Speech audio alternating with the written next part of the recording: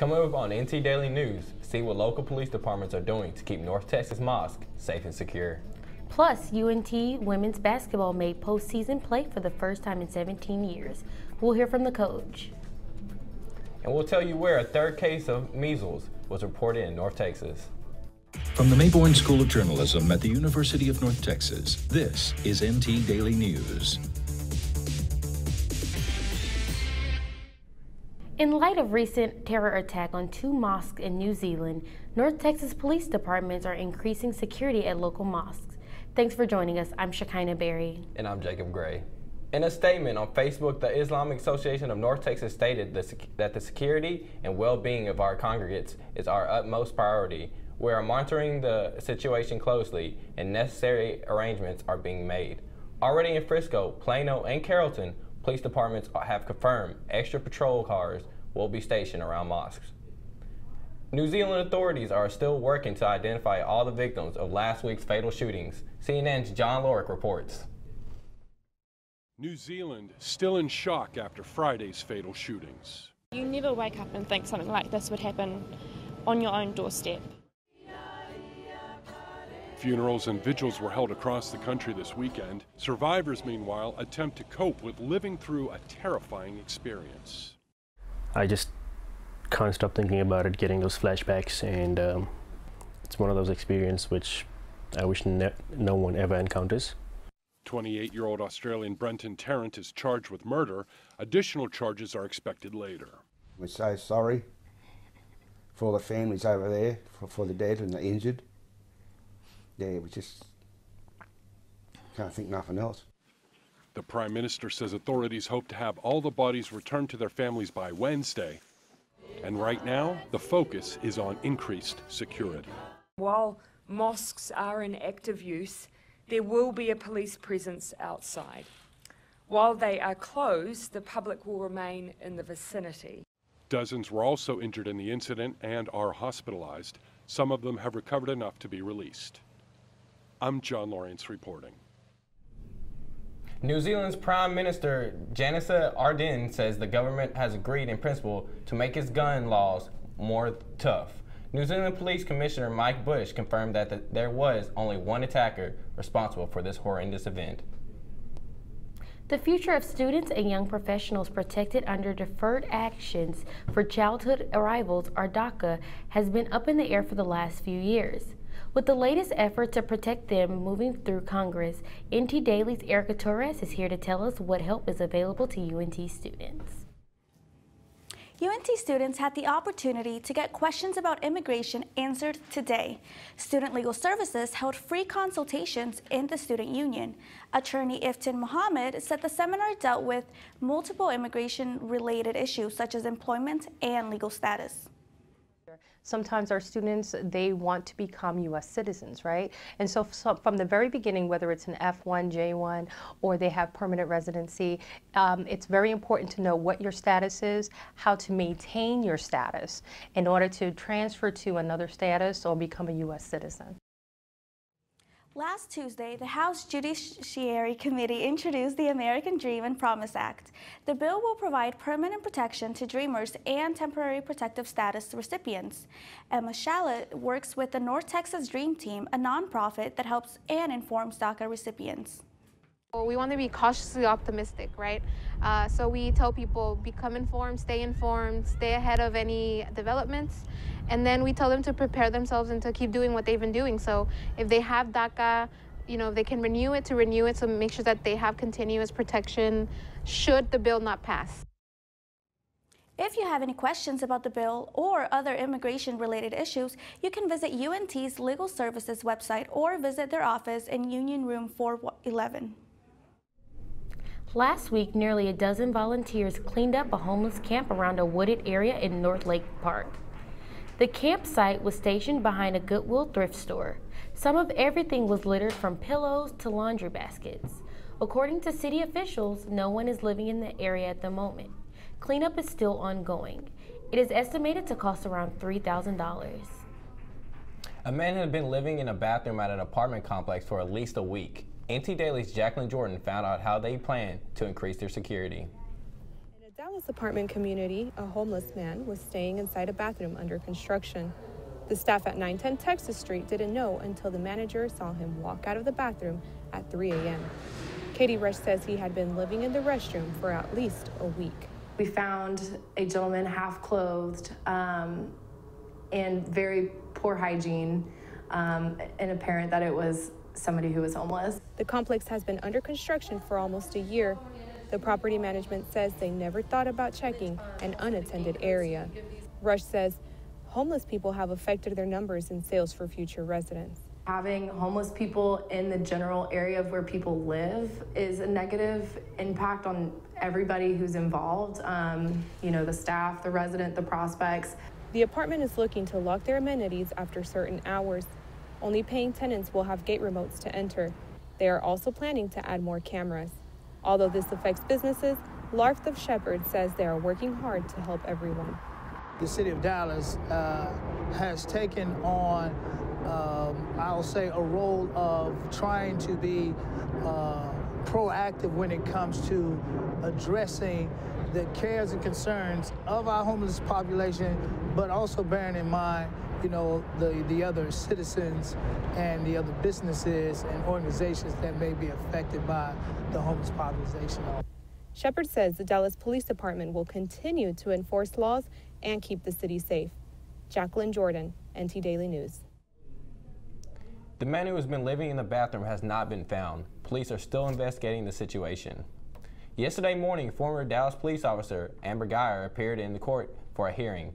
Her murder trial is now set to being on August the 12th. Last September, Amber Geyer shot and killed Botham Jean in his own apartment, saying she mistook the apartment as her own and Jean as an intruder. She was off duty at the time, but still in uniform when the shooting happened. According to Geyer's time card, that the day she worked overtime. Her defense is that she was fatigued and consequently resulted in poor judgment. A second measles case has been confirmed in Collin County. The infected person was shopping at the Kroger on North Preston Road in Prosper between 9 and 10 a.m. on March 15th. This is the third measles case in North Texas reported this year. According to the CDC, measles is highly contagious and it can spread through the air by coughing or sneezing. Symptoms include a fever, a sore throat, and a rash that spreads over the body. Get ready for changes coming to one of Denton's major roadways. We'll tell you what area you need to pay attention to after the break. Well, Thomas, you've got pre-diabetes. But with more exercise and a change in diet, it can be reversed. I've tried exercising. It just makes me hungry for bacon. I love bacon, too. And who really likes to exercise? Not me. Me neither. Nobody. So we're good? What? Oh, you still have pre-diabetes. Big time.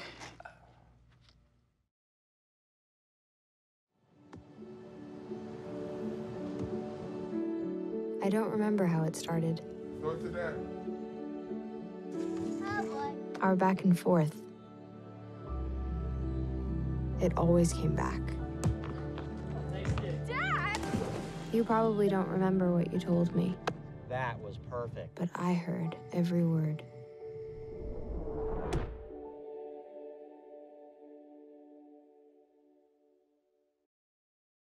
I, Krista, take you, Jamie, to be my wife. When we found out that we were pregnant, we were just elated. We were just sitting there waiting for the pediatrician. She said she won't be taking you in as a client.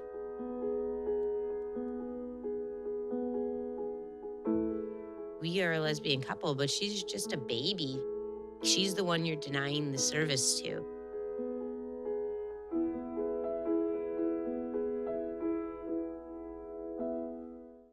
Newly declared Democratic presidential candidate Beto O'Rourke already has bragging rights. The former Texas congressman says he raised more than $6 million in the first 24 hours as candidate. But despite impressive fundraising numbers, O'Rourke's first weekend on the campaign trail hasn't been all smooth sailing. CNN's Jessica Dean reports. Beto O'Rourke breaking a fundraising record in the early moments of his presidential run. This is the 5th day of our campaign. Stopping in Michigan today after his campaign announced it raised a staggering $6.1 million, with donations coming from all 50 states in just the first 24 hours. That makes it the largest first-day fundraising haul of any other candidate so far. I think this is a great sign that in the first 24 hours, this many people were able to come together.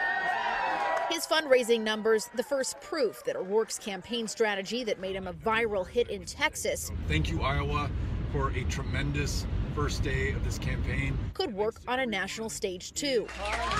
But O'Rourke's performance as a candidate did suffer some early stumbles, apologizing for comments about his wife raising their 3 kids, quote, sometimes with my help. I think the criticism is right on, and my ham-handed attempt to try to highlight the fact that Amy has the lion's share of the burden in our family. Should have also been a moment for me to acknowledge that that is far too often the case, not just in politics, but just in life in general. And for being part of an early computer hacking group as a teenager. Some of the things connected to that I did, I'm embarrassed about, not proud of. But he also left audiences wanting more specifics on the policy front. And I also am listening to the suggestions and the solutions that are brought forward from the communities that I'm visiting. I mean, if you have all the answers, why show up? O'Rourke has not yet hired a campaign manager, but he is in talks with President Obama's former deputy campaign manager in 2012, Jen O'Malley Dillon. Meanwhile, in Delaware, Joe Biden might have let his 2020 intentions slip during a weekend speech to Democrats. I have the most progressive record of anybody running for the United, if anybody who would run.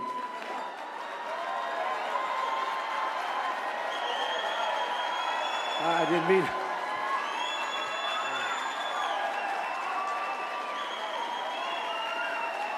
With anybody who would run. Sources tell CNN Biden is preparing for an announcement in April and is hoping to seize command of the Democratic primary through major endorsements. New York Senator Kristen Gillibrand also announced her run for president last weekend. She is 14th Democratic candidate to enter the race. A decades-long wrong has been righted in Southeast Denton. NT Daily's Jasmine Johnson tells us how a couple didn't take no for an answer in a zoning dispute. Acts of kindness brought Tammy, Manuel, and Deb together at 511 Robertson Street on Thanksgiving at Clara's Kitchen. Manuel Gooden and Tammy Bradley, co-owners of the restaurant, started it to share soul food with the community and named it Clara's after Gooden's mother. Their home cooked flavor, their home cooked taste, everything we do. As part of that vision, the couple provided Thanksgiving dinner to the homeless. Deb Arbentor, who serves on Denton City Council, gave her friend a ride to the restaurant. Prior to the holiday, the couple had applied for a certificate of occupancy, which would allow it to operate as a commercial restaurant. The application was rejected, which meant the restaurant would continue to operate under residential constraints. As a residential establishment, the restaurant can only cater, but couldn't accept payment for services, hence the free dinner. After learning Deb is a council member, the couple shared their concerns with her. They asked why they were denied a CO when business owners before them had success. We actually was denied, and other minority business owners before us was denied as well. Our mentor told Bradley they were denied a CO because the property was zoned residential, but she informed them that it could be rezoned and told them how to do so. Our mentor said she was adamant on helping the council correct the wrong because bad zoning can essentially end up being segregation. After a series of meetings with the city's Planning and Zoning Committee, the committee unanimously approved the zoning change, and the council followed suit. The city charges a rezoning fee, but given the circumstances, decided to waive the fee.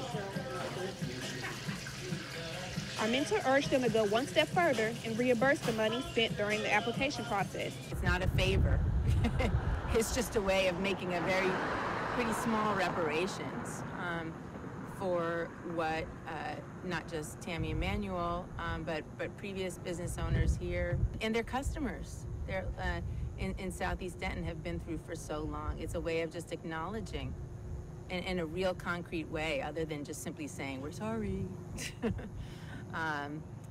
That the city screwed up, and we want to we want to make it right.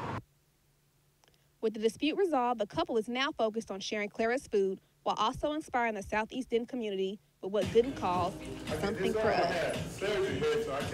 Jackie C. Johnson, NT Daily News. As of today, Clara's Kitchen is zoned as mixed use, which means it can operate as an official restaurant. With the change, the owners hope to expand the hours. If you drive on Interstate 35 to Denton, today you might experience a traffic change. TXDOT announced lane changes after last Friday.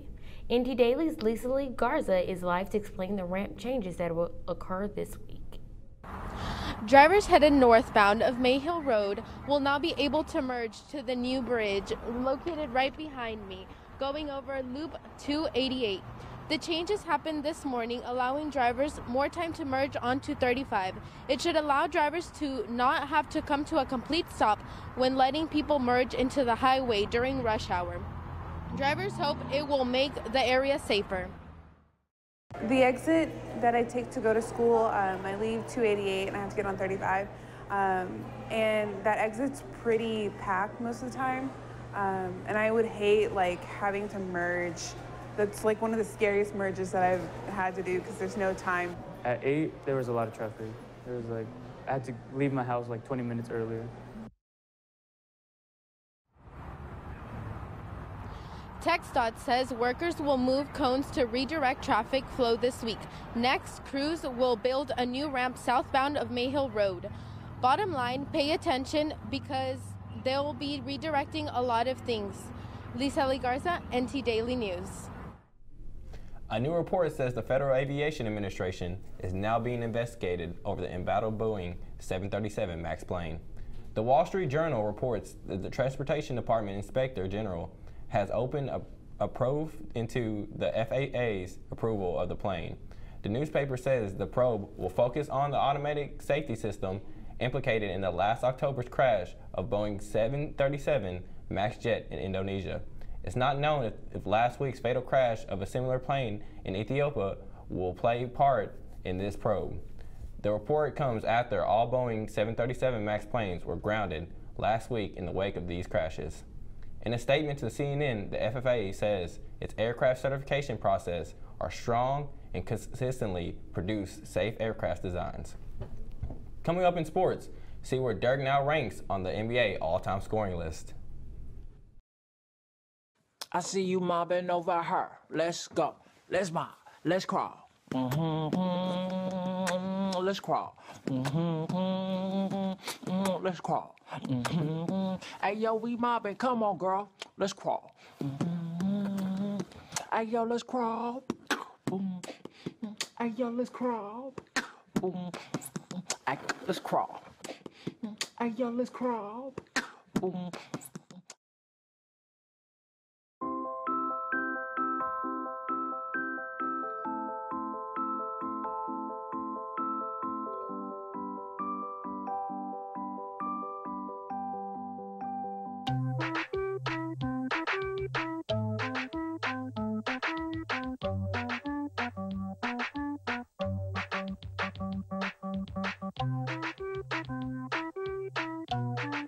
Start a story. Adopt at theshelterpetproject.org. UNT's men's and women's basketball team played in the Conference USA tournament for a chance to play in the March Madness tournament last week. Both teams fell short of the run, with the men losing to Western Kentucky and the women losing to Rice. The Mean Greens women team accepted an invitation to play in the Women's Basketball Invitational. Hasn't been done in 17 years, you know, for us to play in the postseason. So I'm really, really grateful to administration for, you know, supporting us in this effort to the WBI as well, for selecting us and inviting us, and again, just for the opportunity to play at home and to play in front of our fans and, you know, give them something to remember. The Eagles will face the University of Texas Rio Grande Valley tomorrow night at 7 in the Super Pit. 4 Dallas-Fort Worth high school basketball teams won the UIL state championships in San Antonio. Dallas, Madison, Mansfield, Timberview, Oak Cliff, Faith Family, and Duncanville took home the hardware for their class. Dallas Madison defeated Brock with late free throws in the 3A class. Timberview captured their second title in 3 seasons after defeating San Antonio Wagner. Faith Family was led by 2 freshmen in Jordan Walsh and Trey Clayton en route to their hardware. Duncanville took down Klein Forest behind their first-year head coach David Peavy, and his son won MVP for the Panthers. This is the first time the DFW area swept the 4A through 6A state titles. Onto the turf, the UNT football team kicked off their first spring practice yesterday. The team looks to improve from their 9-4 record and loss in the New Mexico Bowl last year. Quarterback Mason Fine is returning for his senior season after a stellar junior year, throwing for nearly 4,000 yards and 27 touchdowns. The Mean Green will spend 3 weeks of spring practices to get to know their new players and 5 new assistant coaches. UNT will play its spring game at Apogee Stadium on April 6th. The Dallas Cowboys quarterback Dak Prescott took a plea deal for an unusual circumstance last week. Prescott's 90-pound pit bull bit a neighbor's finger off after tearing her fence and attacking her dog. When the 50-year-old woman tried to intervene, the dog bit her, hospitalizing her for 4 days. The case was closed after the quarterback agreed to move the dog named Icon out of the Frisco city limits. The dog will be held at Collin County Animal Shelter until Prescott transfers him to a personal vet to be housed outside of the city limits. Dallas Mavericks Dirk Nowitzki passed Wilt Chamberlain on the all-time scoring list, moving him to 6th all-time last night. The 41-year-old, who is playing his 21st season, now has a total of 31,424 points. With this likely being his final season, the milestone will cap off his legendary career in Dallas. The Mavs have 9 remaining games on the season and have been eliminated from playoff contention. Coming up here on UNT alumni, who is making a difference in his community.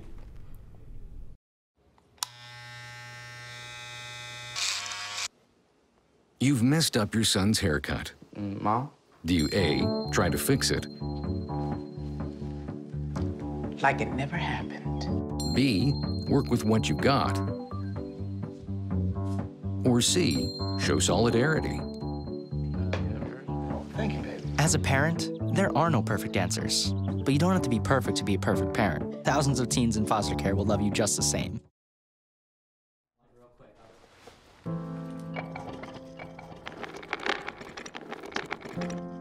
Maybe he's really focused. Hey, Michael. Michael. Maybe he likes spinning the wheels. Maybe he just loves trucks. Maybe he's just being a boy.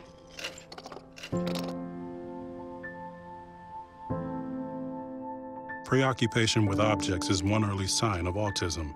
Learn the others today. The sooner it's diagnosed, the better. 24,000 people are signed up to help clean up Denton and other areas this weekend. Keep Denton Beautiful will participate in the Great American Cleanup this Saturday.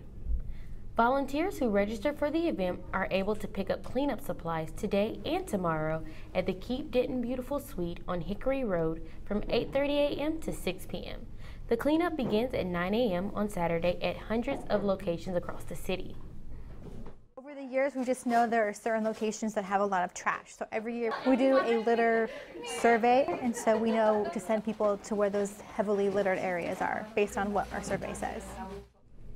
People who want to participate can still register on Saturday at the Denton Civic Center at 9 a.m. Keep Denton Beautiful hopes the weather will not interrupt their mission for this year's Great American Cleanup. There will be a party at the Civic Center after the event. The City of Denton is offering rebates to residents who planted 5 trees on their property. The tree rebate program is a part of the city's initiative to increase Denton's tree canopy. The program started last year on October 1st and it ends on May 15th. The trees must be 5 gallons in size and they must cost less than $50 each. Residents must plant the trees on their own and they must be planted within city limits. Former Dallas police officer and UNT alumni Andy Harvey has decades of law enforcement experience, and he recently became the chief of Palestine Police Department. I sat down to talk with him about how in a time where we often hear stories about how police-community relations are strained, he's trying to make sure to build positive relationships in his town. Chief Andy Harvey of Palestine's Police Department recently celebrated his 1 year of being chief. coming from Dallas, a large urban area, coming to rural America, right, where things are a little bit slower. It was a little bit of a change for me, but I tell you, it was a real pleasant change. And getting to know the people here and the culture here has been really, really pleasant. So I've been very fortunate to live in a city where I think is just a good place to live. So. Coming from one of the fast-growing cities in the country, Harvey has learned from past experiences to develop a relationship and interact with the community. They're very big on community in Dallas, and I got to bring some of that mindset and some of those programs, but more of a mindset to really engage the community. We've really increased that, and we're more relevant probably than ever. And I'm really proud of that. So I think that's what I bring to the table. That's what I learned from over there. That's what's been ingrained in me. And here we are doing it here in Palestine. And it's really cool just to see that, develop here in our city, right? And I think most people have taken note and they've really appreciated what we've done. And that's the most rewarding part of it. Since Chief Harvey took over, many residents say they've noticed the changes. There was a strain with the community and with the police department, because I can say myself at one point, I did not like the police officers because I felt like they didn't do, I just felt like it was too much one-sided with the police department. So he brought a lot of cohesiveness with the police department. He brought them together. You could tell he brought them together, and he did bring the community together. Palestine residents say in the last few years, both the police department and the city as a whole have made positive changes. I've seen a lot of changes that have developed in Palestine over the years, but I think the last 3 or 4 years have been the most productive. The city has really stepped up to try to improve things around the city, and Chief Harvey has improved a lot with this community also. Harvey hopes to keep growing Palestine and developing the relationship between the community and the police. To find out more about Chief Harvey and his expectations, you can read his book, Excellence in Policing. This weekend, a local waffle stall will appear in an episode of Shark Tank on the ABC. Brothers Caleb and Brian Lewis co-own Press Waffle Company. Currently, their business is stationed around Texas food halls, though through Shark Tank, they help to spread their business to airports and malls. A watch party for the Shark Tank episode will take place this Sunday at Legacy Hall in Plano from 7 to 10 p.m. That's all the time I have for us now. Thanks for joining us. We'll see you next time for NT Daily News.